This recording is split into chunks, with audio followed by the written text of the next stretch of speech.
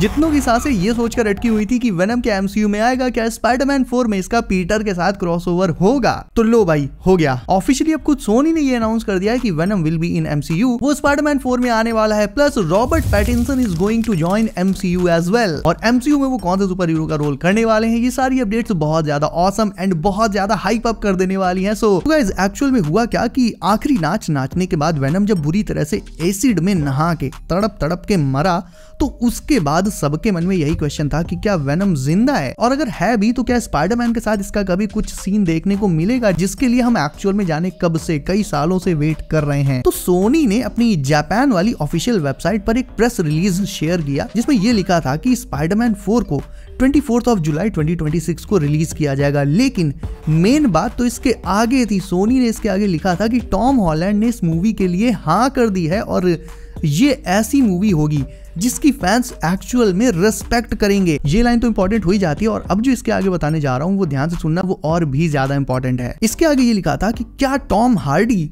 जो venom trilogy में Eddie Brock बने, वो अब इस स्टोरी का पार्ट बनने के लिए तैयार हैं। इस स्टोरी यानी पीटर पार्कर की स्टोरी, स्पाइडरमैन 4 की स्टोरी।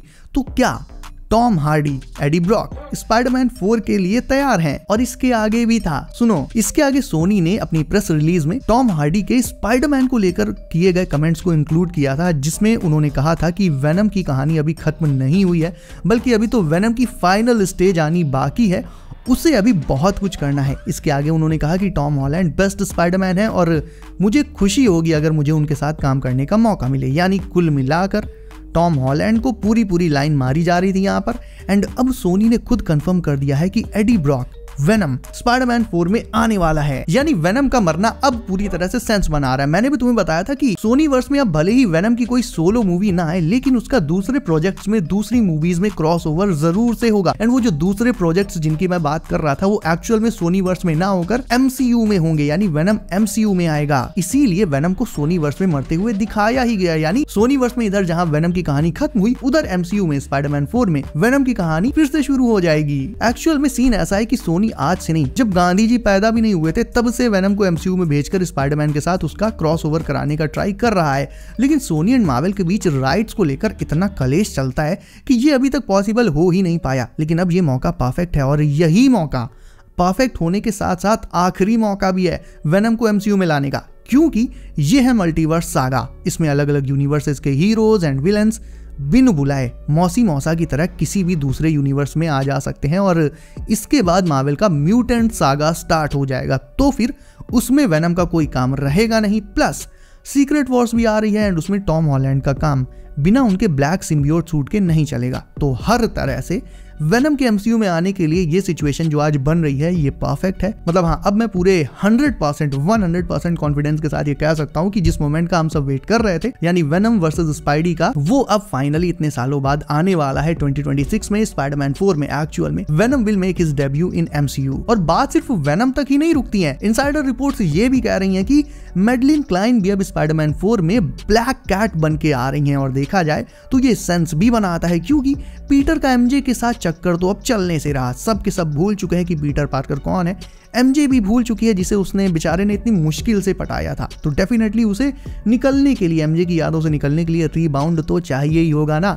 इसके अलावा आज की सेकंड अपडेट ये है कि हमारे वेंजेंस भैया रॉबर्ट पैटिंसन अब फाइनली एमसीयू में आ रहे हैं, और इन्हें एमसीयू में जो रोल मिला है वो तो और भी चौंकाने वाला है। वेल, डीसी में बीसी करने के बाद रॉबर्ट पैटिंसन हाल ही में मार्वल प्रेसिडेंट केविन चच्चा से मिले, और इन्हें मार्वल ने 2 रोल्स के लिए कंसीडर किया है, जो कि हैं मॉलिक्यूल मैन और द बियॉन्डर। यानी इनमें से किसी एक कैरेक्टर के तौर पर रॉबर्ट पैटिंसन बहुत ही जल्दी तुम्हें एमसीयू में देखने को मिलेंगे। Most probably he will be in Avengers doomsday and Secret Wars. अब देखो, बियॉन्डर एंड मॉलिक्यूल मैन दोनों का सीक्रेट वॉर्स स्टोरी लाइन में बेहद अहम रोल था, लेकिन क्योंकि मार्वल ने ना ही मॉलिक्यूल मैन को और ना ही द बियॉन्डर को अभी तक एमसीयू में लाइव एक्शन में ऑफिशियली डेब्यू कराया, तो ऐसी रूमर्स भी चल रही थी, या कह लो कि ऐसी थ्योरीज भी चल रही थी कि हो सकता है मार्वल मॉलिक्यूल मैन वगैरह को किसी दूसरे कैरेक्टर से रिप्लेस कर दे। लाइक हो सकता है उसे स्कारलेट विच से रिप्लेस कर दे, क्योंकि डार्क होल्ड पढ़ने के बाद स्कारलेट विच की पावर वो मतलब ऐसे एक्सटेंट पर जा चुकी है जिसकी लिमिट का पता लगा पाना बेहद मुश्किल है। लेकिन फाइनली ये थ्योरी सच नहीं हुई, and Marvel is bringing Pattinson as either Molecule Man और बियॉन्डर, जो कि डूम्सडे एंड सीक्रेट वॉर्स दोनों मूवीज को और भी ज्यादा कॉमिक एक्यूरेट बना देगा। खुद केविन फाइगी भी ये बोल चुके हैं कि वो सीक्रेट वॉर्स मूवी को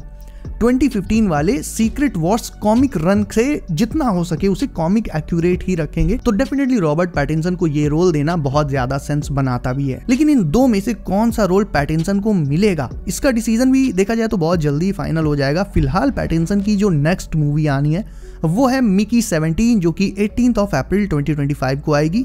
लेकिन एक बड़ा क्वेश्चन ये भी है कि पैटिंसन की द बैटमैन एक स्लो बर्निंग ब्लॉकबस्टर थी, एक मतलब क्लासिक थी, तो क्या पैटिंसन का बैटमैन अब तुम्हें डीसी में देखने को नहीं मिलेगा? ये भी तो एक बहुत बड़ा सवाल है, क्योंकि द बैटमैन अपने आप में एक कल्ट क्लासिक की तरह बन गई है।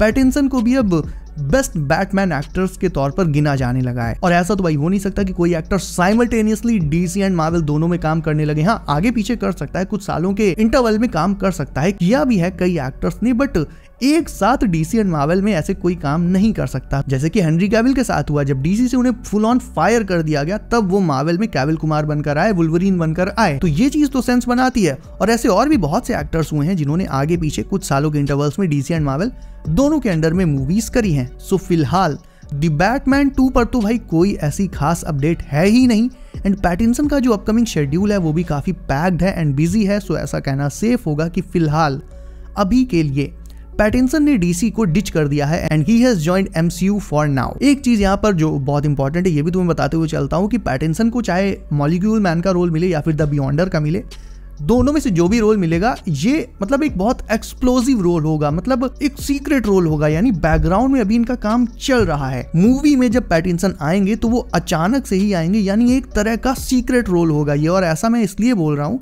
कि मार्वल काफी टाइम से सीक्रेट वॉर्स में एक सीक्रेट रोल के लिए एक्टर्स को ढूंढ रहा था और अब उन्हें वो एक्टर मिल गया है। तो ये जो रोल होगा पैटिंसन का, ये बहुत ही ज्यादा एक्सप्लोसिव एंड फास्ट पेस्ड होगा, मतलब बैकग्राउंड में इनकी कारस्तानी चलती रहेगी और पूरा रायता अचानक से स्क्रीन पर फैलेगा। पैटिंसन के रोल की बात कर रहा हूं। एंड यस, डेफिनेटली हमें वो पूरा रायता दिखाया भी जाएगा जो बैकग्राउंड में हुआ। लेकिन डेफिनेटली भाई सोनी का जो ऑफिशियल कंफर्मेशन है वेनम को स्पाइडरमैन 4 में लाने का, ये सबसे ज्यादा एक्साइटिंग है। इसे तो कोई भी दूसरी अपडेट बीट कर ही नहीं सकती। So be ready to welcome back our Venom in Spiderman 4। हालांकि इसके आने में भी टाइम तो है एंड पैटिंसन भैया भी अब डूम्सडे एंड सीक्रेट वॉर्स में आ ही रहे हैं।